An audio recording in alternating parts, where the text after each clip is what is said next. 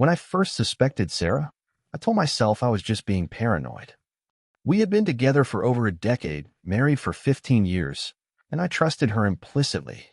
Sure, we had our ups and downs like any couple, but we always worked through things. Or so I thought. It wasn't until I returned home from a business trip in early January that things began to fall apart. It was a routine trip to Chicago, one I had taken a dozen times before. I knew Sarah had planned to celebrate New Year's Eve with Emily, and I was fine with it. I even FaceTimed them during the evening. Sarah seemed happy, maybe a little too happy, but I brushed it off. I trusted her. But when I returned to the house a few days later, something was off. The house was spotless, almost as if she had been expecting me to scrutinize every corner. For the first few days, I ignored the feeling in the pit of my stomach. But then, on January 6th, Emily dropped a bombshell. We were watching TV together when she casually mentioned that Sarah had brought a man home after New Year's. I froze. My mind raced. What man? I asked, trying to keep my voice steady. Emily didn't seem to realize the gravity of what she just said. Mom told me not to tell you, she added innocently. My heart sank. I didn't know what to think. I needed answers, but the last thing I wanted to do was confront Sarah without knowing the truth. My mind spun with 1,000 questions. Why had Emily been asked to keep it a secret? What had really happened that night? I waited until Sarah was alone in the kitchen before approaching her. My voice was calm, but underneath I could feel the tension building. Sarah, we need to talk, I said. Emily said something strange tonight. She mentioned a man coming home with you after New Year's. She said you told her not to tell me. Sarah's face drained of color, and for a moment she said nothing. Then, after what felt like an eternity, she admitted it. It was James, she said quietly. James, her ex-boyfriend. The man she had always claimed was a part of her past, someone she had moved on from. But why was he in our house? What was he doing there? My mind raced. What was he doing here? I asked, my voice tight with a growing sense of betrayal. He was going through a rough time, Sarah explained. I felt bad for him, and he needed someone to talk to.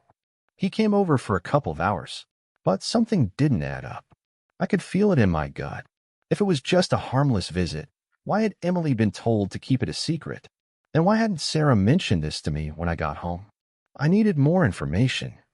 But I didn't press her further that night. Instead, I walked away, trying to wrap my head around the situation. Something was wrong, but I couldn't quite put my finger on it yet. The next morning, I went through the security footage from our front door. I had a feeling that the truth was buried somewhere in the details. As I scrolled through the timestamps, my stomach dropped. Around 1 a.m. on January 2nd, Sarah and Emily arrived home. A man, James, was with them. He entered the house with them, carrying a bag. That was when the realization hit me. James hadn't just been there for a couple of hours. He had stayed the entire night. My heart pounded as I thought back to the previous evening. Emily had said James was gone by morning, confirming that he had stayed well into the early hours. But Sarah had lied to me. She hadn't been truthful about what had happened. I needed to know everything. I couldn't let this go. And if Sarah wasn't going to give me the full story, then I would have to find it myself. I didn't know yet how far I was willing to go to uncover the truth. But I knew one thing for sure. This was far from over. The feeling of betrayal simmered within me as I continued to piece together the fragments of Sarah's lies. The security footage was undeniable. James had stayed the entire night. And yet, when I confronted Sarah, she had insisted it was just a quick visit. But I had seen enough. Now I needed more. I needed to know what had been happening behind my back, and I wasn't going to let it rest until I had all the answers. The next day, I began to dig deeper. I started with Sarah's phone. It felt like an invasion, but my gut told me that I had to know the truth, even if it meant crossing boundaries I never thought I would. I found the texts between her and James, and the messages sent before and after their encounter only confirmed what I had already feared. The tone between them was intimate, affectionate even. They spoke of how nice it was to see each other again, how they missed the connection they once shared. The last messages were the worst, the ones that made my stomach turn with rage. The day after New Year's Eve, Sarah had sent James a message. I'm glad we could reconnect. I missed you more than I thought. The betrayal stung, but it was the text from that night that cut the deepest. Sarah had lied about the circumstances surrounding James's stay. She told him she was lonely, that she had missed him, and worse, she implied that her marriage with me was already over.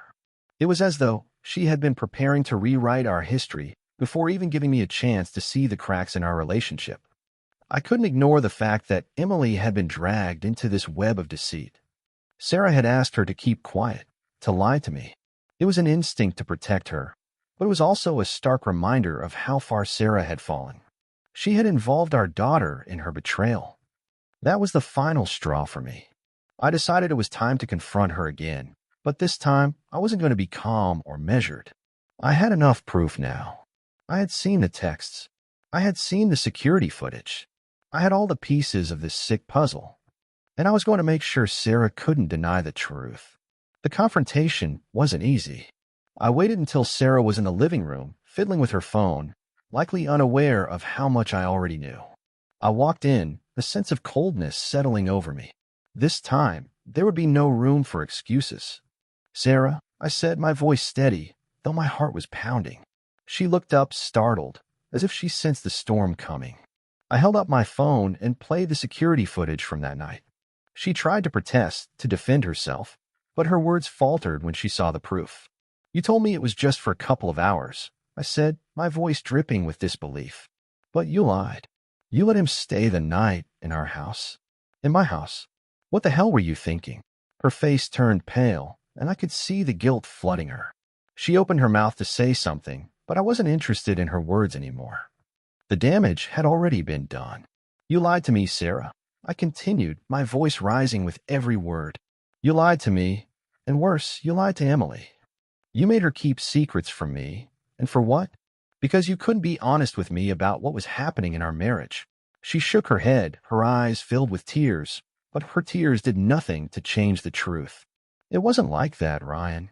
You don't understand," she pleaded, her voice trembling. "No," I said, cutting her off. "I understand perfectly.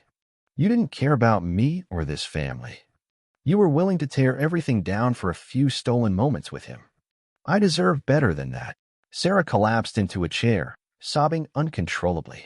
But I couldn't bring myself to feel sympathy for her anymore. I had given her everything, and she had thrown it all away. For him.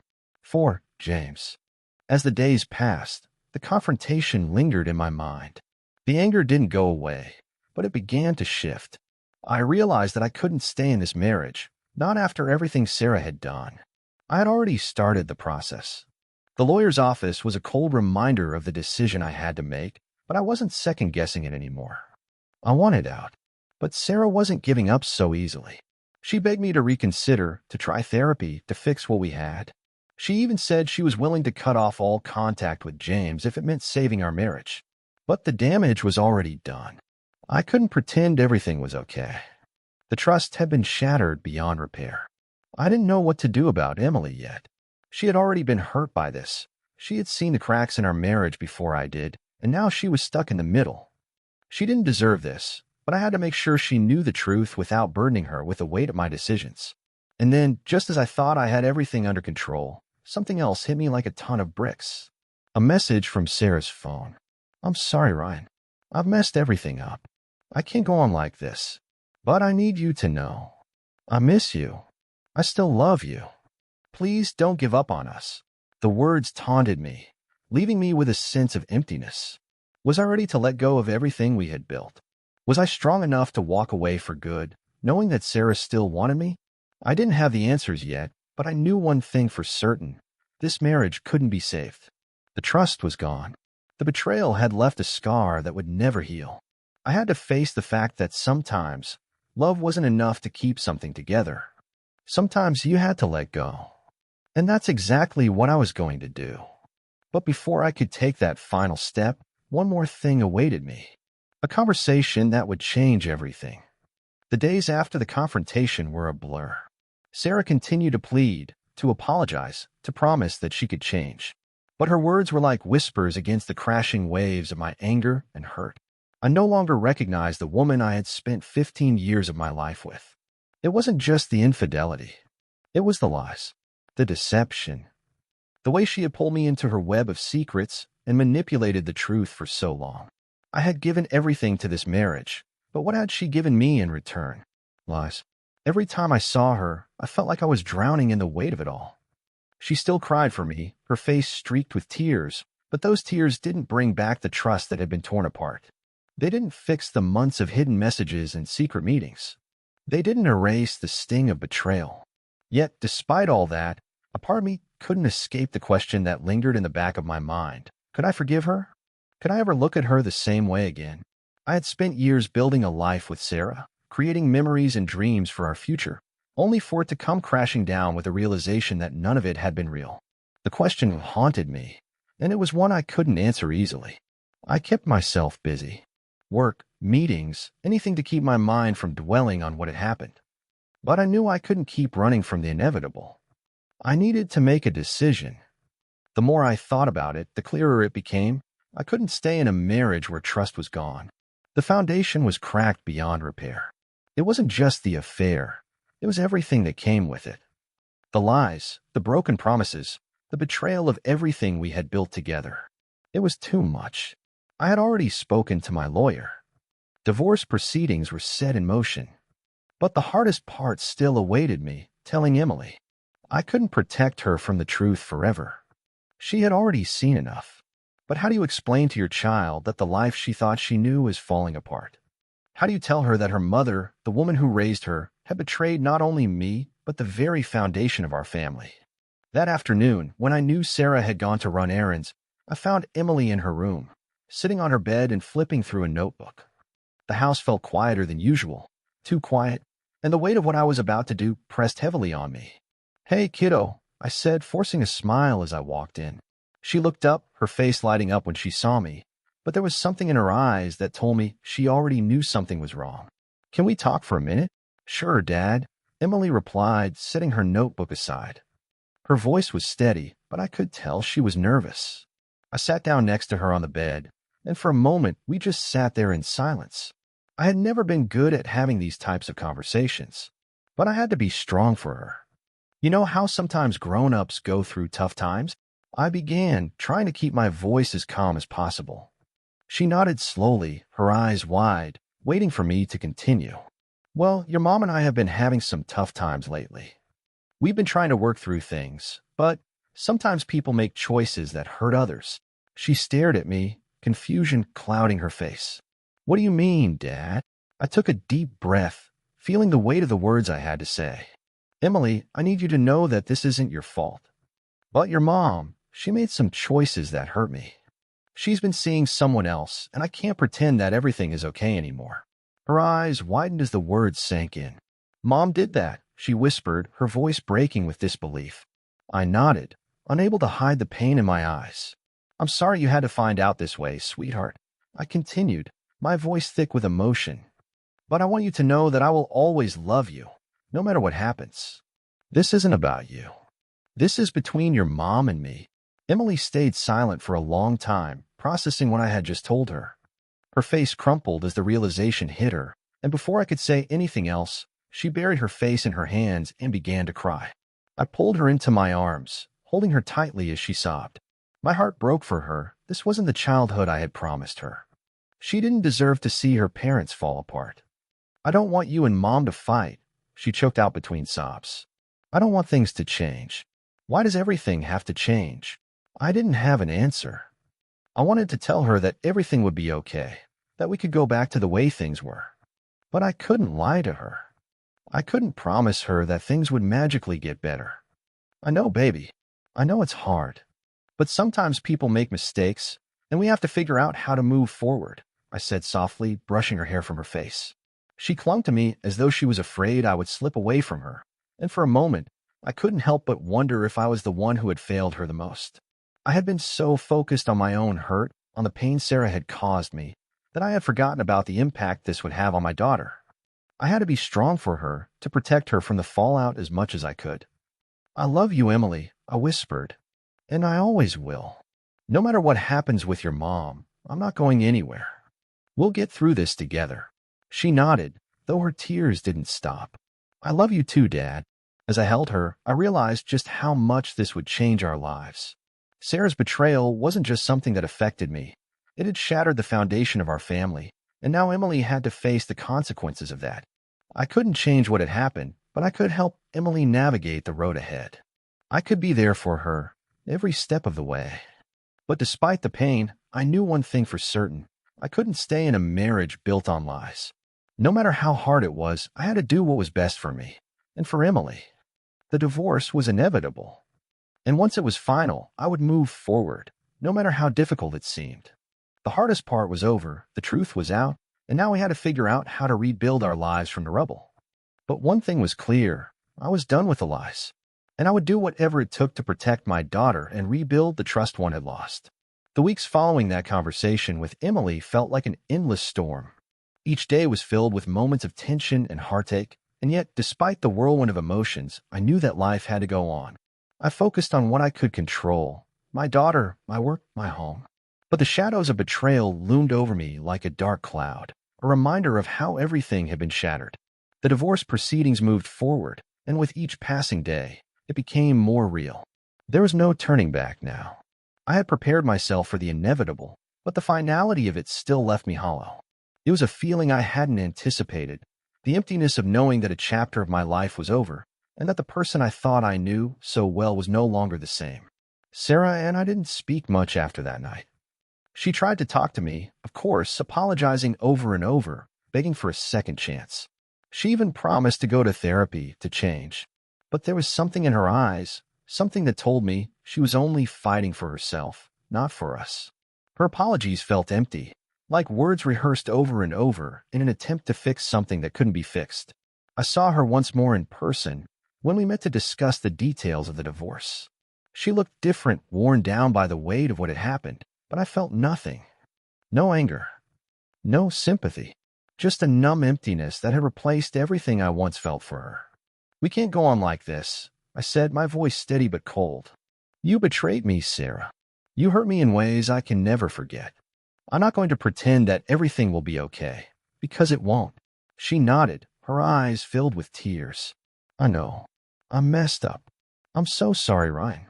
I don't expect you to forgive me, but I hope someday you can at least understand why I did it." But I couldn't understand. I couldn't comprehend the choices she had made, the way she had so easily thrown away everything we had built for a fleeting moment of comfort with someone from her past. I had tried over and over to make sense of it, but the truth was too painful to bear. The Sarah I had known, the woman I had loved, was gone. We finalized the divorce, and I received primary custody of Emily. The legal paperwork was nothing more than a formality. In my heart, I already knew the outcome. I couldn't share my life with someone who had betrayed me so thoroughly, someone who had destroyed the foundation of our family. The court, too, saw through her attempts to play the victim, and they agreed with me. The day I signed the divorce papers, I felt an overwhelming sense of relief. The battle was over, and now I could begin to heal. But even in that moment, I felt the weight of what had been lost.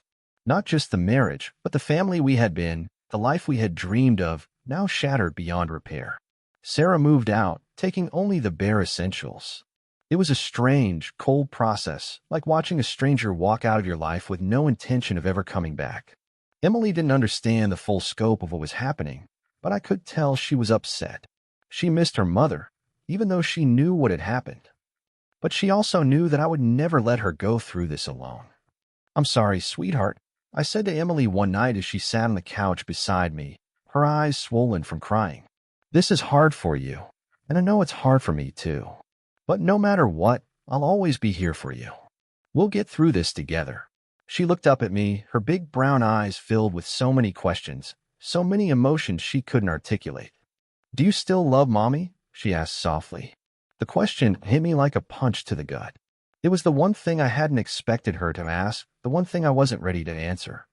"I don't know, Emily," I said, my voice thick with emotion. "I don't know if I can love her the way I used to. But that doesn't change how much I love you. You're the most important thing to me, and I'll always be here for you." She nodded, her small hand resting on mine as we sat together in the silence. It was hard to explain to her that love wasn't always enough to fix things, that sometimes people made choices that tore everything apart. But in that moment, I knew I had to be strong for her. I couldn't let her see me break, not when she needed me more than ever. As the days passed, I started to find my footing again. Emily and I settled into a new routine, one that was different, but still full of love. I took her to school every morning, helped with her homework, and made her favorite dinners. We even started watching movies together again, just the two of us curled up on the couch. The laughter that filled our home, once a distant memory, slowly started to return. It wasn't the same, but it was a new kind of normal. Meanwhile, Sarah continued to reach out, sending texts and emails filled with apologies and pleas for forgiveness. But I couldn't let her back into my life. I couldn't afford to let her poison the small sense of peace I was beginning to rebuild. I had to protect myself, and I had to protect Emily. One day, after another one of Sarah's desperate messages, I decided it was time to put a stop to it once and for all. I blocked her number, her email, every means of contact. I couldn't continue letting her into my life, even in the smallest ways. The silence that followed felt like the final nail in the coffin of our past. But it was a relief, a sign that I was finally ready to let go of the pain, to let go of the years we had spent together, and move forward. The past was gone. The future, uncertain as it was mine to shape. I started focusing more on myself, taking care of things that had long been neglected. I returned to hobbies I had abandoned during the marriage, painting, reading, even jogging in the mornings to clear my head. It wasn't about forgetting what had happened, but about rediscovering who I was without the weight of betrayal hanging over me. And Emily? She flourished. Her art projects, once a simple pastime, began to evolve into something more. She drew with a passion I hadn't seen before, and every day brought something new. I couldn't have been more proud of her. The world didn't feel like it was falling apart anymore. But it also didn't feel like it had before either. The life we had before, the one that was built on trust and love, was gone. But in its place was something else, a new life shaped by the lessons learned from the past. And I was ready to live it. Months passed, and with each passing day, life became more manageable. The ache of the past still lingered, like an old scar that would never fully heal, but I had learned to live with it. Emily and I had found our rhythm, and the house, once filled with tension and uncertainty, had started to feel like home again. There was laughter, and there were moments of peace, small victories in a life that had once felt broken beyond repair. But even in the quiet moments, the shadows of the past never quite left. I still thought about Sarah, about what had happened, about the choices we had both made. There were nights when I would lie awake, staring at the ceiling, wondering if I had made the right decision. Could I have saved the marriage? Could things have been different? The answers never came easily. I had made my choice, and while I didn't regret it, I still couldn't shake the feeling that something inside me had been irrevocably changed. I tried not to dwell on it. I focused on Emily, on making sure she was okay, on providing for her, on making sure she felt safe and loved. That was my priority above all else. And in her, I found solace. She had grown so much in such a short time. I saw glimpses of her mother in her, her compassion, her smile. But she was also becoming her own person, stronger than I had ever expected. It was one Saturday morning when everything came to a head again. I had taken Emily to her art class, a place she loved, where she could be herself, free from the weight of everything that had happened. I used the time to get some errands done, groceries, laundry, the usual weekend chores, but something strange happened when I got home. I had just finished unloading the groceries when I saw a car pull into the driveway. A car I knew well. It was Sarah's. My heart sank. I didn't expect her to show up unannounced, not after everything that had happened, not after I had cut off all contact. But there she was, standing on my front porch, her eyes filled with a mixture of guilt and hope. For a moment, I froze. I didn't know what to say, what to do. The past few months had been a fragile piece, and this felt like a disruption I wasn't prepared for. I had moved on, or at least I had tried to. I wasn't ready to open that door again, not even for a second. But she was here, and I knew I had to face it. I opened the door, and there she was, standing with her hands in her coat pockets, looking like she didn't belong anymore. The woman I once knew, the one I had shared my life with, now felt like a stranger. I didn't know where else to go, she said quietly, her voice barely above a whisper. I needed to talk to you. Please, just hear me out. I didn't invite her in. I couldn't. Instead, I crossed my arms, standing in the doorway, trying to maintain some semblance of control. What is it, Sarah? What do you want? She looked down, her fingers fidgeting nervously. I know I don't deserve your forgiveness, and I'm not here to ask for that. I've been thinking about everything, and I need you to know that I understand why you did what you did, why you left. I get it now. I couldn't bring myself to say anything. The words she spoke were empty, just like all the others before. The apology meant nothing to me anymore. Nothing could undo what had been done. I know it's too late, she continued, her voice shaking slightly.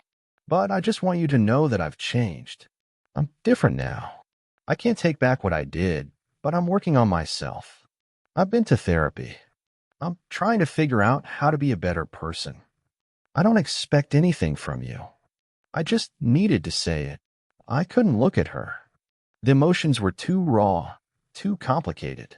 There were years of hurt buried in those words, years of lies, a broken trust, and I couldn't untangle them in this moment. It was too much.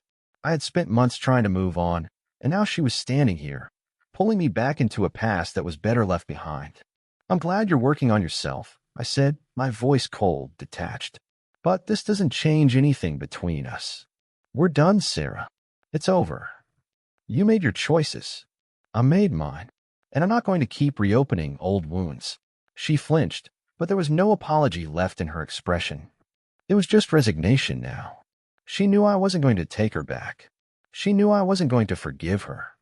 I know, she whispered. I needed to hear you say it. I needed to know that you were okay. For a moment, I saw something in her eyes, an understanding, maybe, or the realization that this was the end of the road for us. There was nothing left between us now, not even the faintest spark of what we once had. It was over, and no amount of apologies or therapy could fix it. Are you okay, Ryan? She asked, her voice soft, hesitant. I nodded. I'm okay. And I meant it. Because despite everything, I had come through it. I had come through the pain, the betrayal, and the uncertainty, and I had emerged on the other side. I was stronger than I had ever been, and I knew that whatever came next, I could handle it. I had Emily. I had my own strength. And that was enough. Sarah stood there for a moment longer, her gaze lingering on me as if she was waiting for something. Maybe an invitation, maybe a sign that I would change my mind. But I didn't give it to her. Instead, I stepped back and closed the door gently. And just like that, she was gone. It was a strange feeling, closing that chapter for good. For so long, I had been trapped in the past, trapped by the lies and the hurt. But now it was over. There was no going back. There was only the future, and whatever it held, I was ready for it. The rest of the afternoon passed in a haze. Emily came home, and we settled into our usual routine. I didn't say anything to her about what had happened. She didn't need to know. She was already carrying too much. Instead, we had dinner, and I tried to focus on the here and now.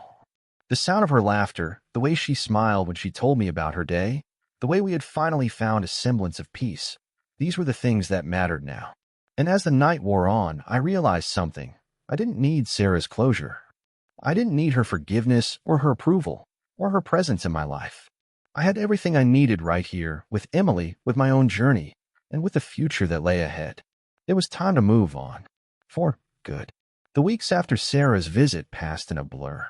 It felt like the final threads of our past had been severed, and while I had felt the weight of that for so long, now it was almost a relief. I could breathe again.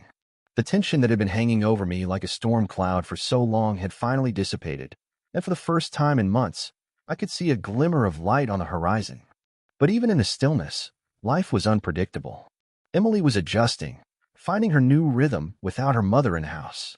She had moments of sadness, of longing for the life that once was, but she was resilient, just like her father. Together, we forged ahead, taking each day one step at a time. I tried to make things as normal as possible for her. We continued our movie nights, our weekend routines, and the simple pleasures that had always kept our little world turning. It wasn't perfect, but it was ours. And in that small, everyday normalcy, I found peace. But peace wasn't always easy to hold on to. One evening, after a long day at work, I came home to an unexpected surprise. Emily had a visitor. Her friend Sophie, one of the few who had stuck by her side after everything, was sitting at the kitchen table with her, laughing over a stack of art supplies. I watched them for a moment, standing in the doorway, before Emily looked up and waved me in. Hey, Dad. Sophie's here. We're making a big collage for art class. Do you want to help? I smiled and walked in, glad to see Emily so engaged, so normal. It wasn't the first time Sophie had been over, but this time there was something different in the air, something more comfortable, less strained. Sure, why not? I said, pulling up a chair and joining them at the table. Sophie handed me a pair of scissors, and we dove into the collage, cutting out old magazines, gluing pieces together to form something new. It felt like a normal, unremarkable evening, and for once, I didn't want anything else. But as I looked at Emily, I could see the weight of what she had been through still lingering in her eyes, though she had grown so much in such a short time. She wasn't the same girl I had seen just months ago. She was stronger, wiser, more mature. And while that saddened me, I couldn't help but feel proud. At the end of the evening, Sophie said her goodbyes, and I walked her to the door. As she left, she turned back to me with a warm smile. Thanks for letting me come over, Mr. Ryan. I'll see you tomorrow. I nodded. Anytime, Sophie. See you soon. As I closed the door behind her, I felt a strange peace settle in my chest. The simple moments, the unspoken connections, these were the things that made life worthwhile. These were the things that mattered. The next few days were calmer. Emily started to focus more on her art, pouring herself into her work like never before. She had become more introspective, using her drawings and paintings as an outlet for the emotions she couldn't always express. It was a healthy way to process everything, and I encouraged her every step of the way. And then, just as I thought life had finally settled into a rhythm, something unexpected happened. My phone buzzed one evening with a message I hadn't anticipated. It was from Sarah. Ryan, I know I said I wouldn't contact you again, but I've been thinking about everything, and I just wanted to say that I'm sorry. I know I don't deserve your forgiveness, but I needed you to hear it from me. I've been working on myself, and I'm in a better place now. I just wanted you to know that I'm not the same person I was. I've been going to therapy, and I understand everything I did. I hope you're doing well, and I'll respect your boundaries. But I wanted to reach out and tell you that. I stare at the message, my fingers frozen over my phone screen. Part of me wanted to throw it aside, to block her number, to pretend like this message didn't exist. I had moved on. I was doing well. But another part of me, the part one had tried to suppress, wondered if I should respond, if I should offer some kind of closure. I thought about the years we spent together, the good and the bad, the love that had once been so strong. But then I thought about everything she had done, everything she had taken from me, from Emily. There was no closure to be had here. I'd already closed that door, and it was better left locked. Without responding, I deleted the message. I wouldn't let her back in, not after everything. The past was the past, and I'd already made peace with it. As the days turned into weeks, life continued to move forward. The hurt, while still present in the background, no longer controlled me. Emily and I found our new normal, and it was good. She was happy. I was happy. We were healing, even if the scars would always be there. And then one afternoon, as I sat at the kitchen table, my mind drifting between the day's tasks, Emily came into the room with a new painting in her hands. It was large, full of color, swirls of blue and yellow and green, all blending together in a way that took my breath away. I made this for you, Dad, she said softly, setting the painting down on the table. It's us, the way I see us now. I looked at it for a long time, taking in the detail, the emotion. It wasn't just a painting. It was a declaration. It was proof that we were okay. That, despite everything, we had survived. And in that moment, I knew that this was the life I had been fighting for. This was my new reality. I pulled Emily into a tight hug. It's beautiful, sweetheart. Thank you. I'll hang it right here, where I can always see it. As I stood back to admire the painting, I realized something. The road ahead wasn't going to be easy. There would still be struggles, still be moments of doubt, of fear. But we were stronger now. Emily and I, together, we could handle anything. And as I looked at her, smiling back at me with pride, I knew that no matter what happened next, we had each other. And that was enough. The days began to blur together. As the seasons shifted, so did our lives. Emily's artwork continued to thrive, and I became more involved in her projects, even helping her with the details of her school art shows. She had blossomed in ways I hadn't expected, her confidence growing in direct contrast to the turmoil she'd faced just months ago. We were both adjusting to a new life, one where we could move forward, even if the past still loomed in the distance. Then came the day I got an unexpected call from a lawyer's office. It was Sarah's lawyer. I'd almost forgotten that part of this process, the legal part, the papers, the bureaucracy. I hadn't heard from her in weeks, and the silence had been peaceful. But now the phone call brought a different kind of unease. Mr. Ryan, the voice on the other end, said, "We're reaching out to confirm the terms of your divorce settlement. Sarah has decided to pursue visitation rights again, as per the legal documents. We understand you have primary custody, but she is requesting a modification." I hadn't been prepared for this. My first instinct was to say no, to stand my ground and keep the distance I had worked so hard to maintain. I was Emily's only constant now, and I wasn't about to let Sarah's whims disrupt the balance we had built. "I'm aware of her request," I said, keeping my voice steady, "but I'll be opposing it. I'm not comfortable with her sudden interest, especially given the circumstances." The lawyer on the other end didn't argue. "We understand. However, we are proceeding with a request in the proper legal channels. You'll have time to prepare your response." I hung up the phone, a wave of frustration washing over me. I knew I couldn't prevent Sarah from seeking legal avenues, but it didn't feel fair. After everything she had put us through, now she wanted to return as if nothing had happened, as if the emotional wreckage she had left in her wake could be undone by a few court papers. I wasn't going to let that happen. Later that night, after Emily had gone to bed, I found myself pacing the living room, thinking through everything. How could she?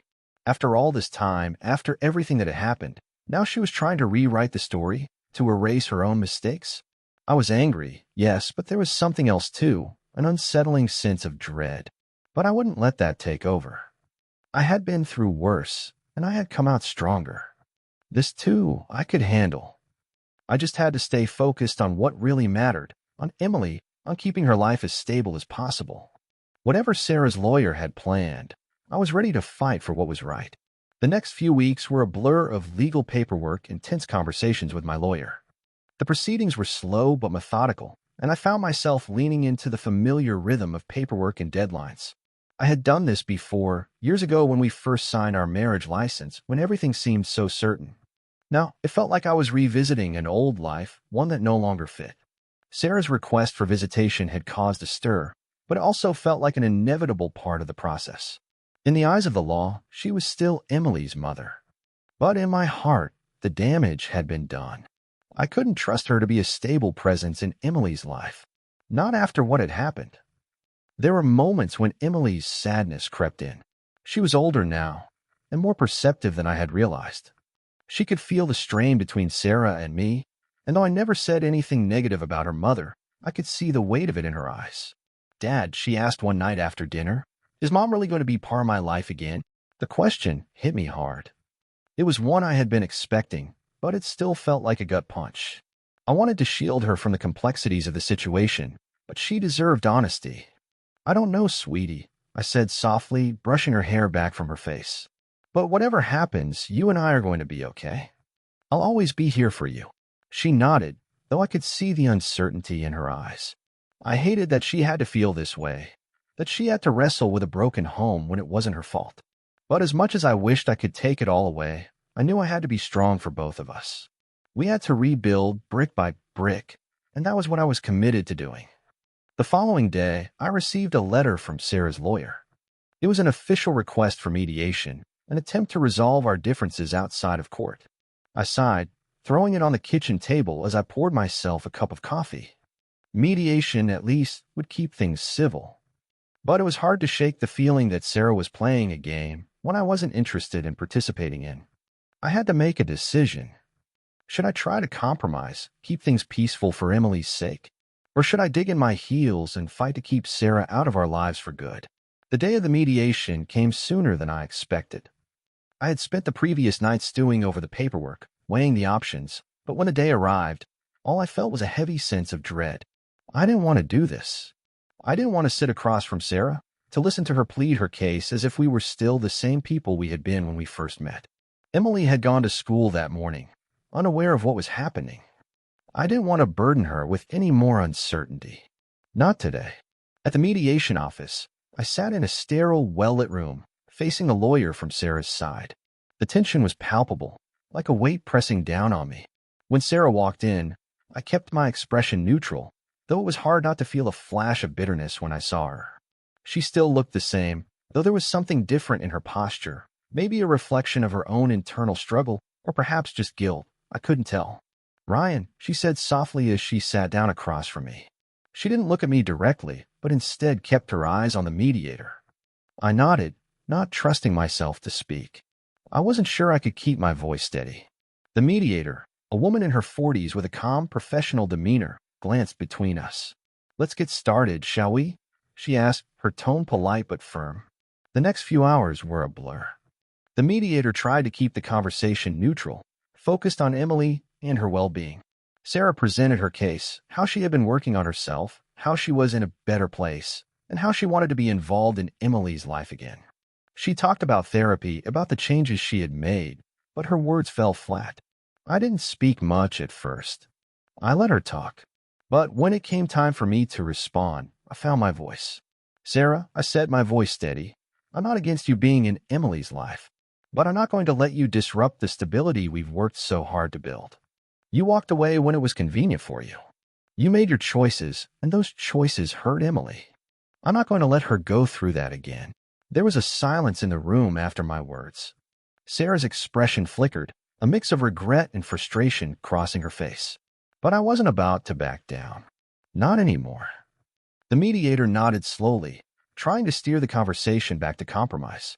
"Let's focus on finding a solution that works for everyone," she said gently. I didn't respond. I couldn't. I had said what I needed to say. Now the ball was in Sarah's court. Weeks passed after the mediation, and things felt unsettled. I had made my position clear. I wasn't going to allow Sarah to come back into Emily's life without proving she had changed.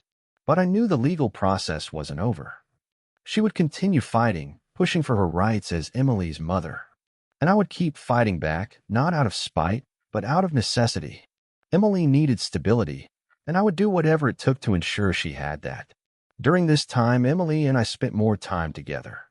I made an effort to be present, to show her that no matter what happened in the outside world, she could rely on me. We worked on projects together, walked through the neighborhood, and talked about the future. She seemed happier in these moments, and I focused on that, the small, everyday things that helped us build something new. One night after dinner, Emily asked me a question that caught me off guard. "Dad, do you think Mom will ever change?" The question was simple, but it hit me harder than I expected. I had no easy answer. I wasn't sure if Sarah could change, or if she even wanted to. But I knew this, no matter what happened, I would always be here for Emily. She was my priority. "I don't know, sweetheart," I said, my voice steady. "But I do know one thing. You have me. And that's never going to change." We smiled at each other, and in that moment, I realized that the future, no matter how uncertain, was something we would face together. Whatever came next, we would find a way through it. Together. And that, I knew, was all that truly mattered.